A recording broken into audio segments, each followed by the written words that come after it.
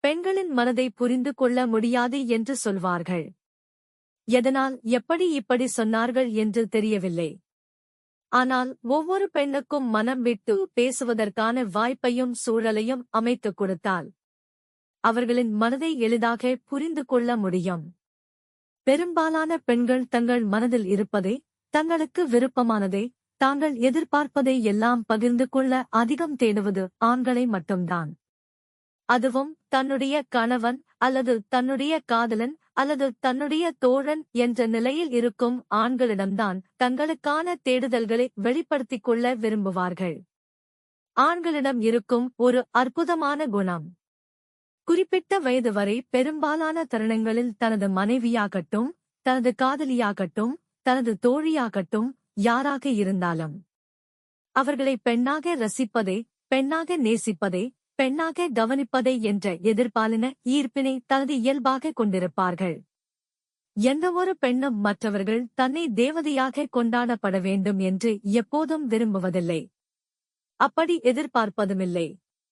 அவளுடைய எண்ணங்கள் எல்லாம் தன்னை பெண்ணாக கவனித்து, தன்னை பெண்ணாக உணர்ந்து, தன்னை பெண்ணாக மதித்து, தன்னை தனக்கேற்ற பெண்ணாக ரசிக்கும், நேசிக்கும் ஆண்களைதான் தனது மனதில் பத்திரப்படுத்திக் கொள்ள வேண்டும் என்பதாக மட்டும்தான் இருக்கும். அதற்காக காத்திருப்பாள். அதுபோன்ற ஒரு ஆண் அவளுடைய வாழ்க்கையில் கிடைக்கும்போது அவன் கணவனோ, காதலனோ, தோழனோ எந்த நிலையில் இருந்தாலும் அவனை எக்காரணம் கொண்டும் தொலைக்காமல் இருக்க எதையும் தியாகம் செய்ய தயாராக இருப்பாள். எதற்கும் துணிந்திட தன்னை தயார்படுத்திக் கொள்வாள்.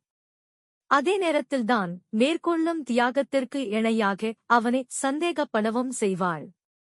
சண்டை போட்டுக்கொண்டும் இருப்பாள். இதனை புரிந்து கொண்டு அவளுடன் தொடர்ந்து பயணிக்கும் அந்த ஆண் அதிர்ஷ்டசாலியாகிறான். புரிந்து கொள்ளாமல் விலகிச் செல்லும் ஆண் சராசரி மனிதனாகி விடுகிறான். மொத்தத்தில் பெண் என்பவள் புரிந்து கொள்ள முடியாத அகராதி எல்லாம் இல்லை. பெரும்பாலான ஆண்களால் படிக்க நேரம் ஒதுக்க முடியாத அர்த்தங்கள் பல பொதிந்த ஒரு வாழ்வியல் புத்தகம். வாழ்வியல் புத்தகத்தின் அருமையை உணர்ந்து ரசித்து நேசித்து ஒவ்வொரு பக்கத்தையும் அதற்குரிய ரசனைகளோடு புரட்டி முழுமையாக படித்தால் எளிதில் புரிந்து கொள்ள முடிந்த சராசரி மனுஷிதான் பெண்.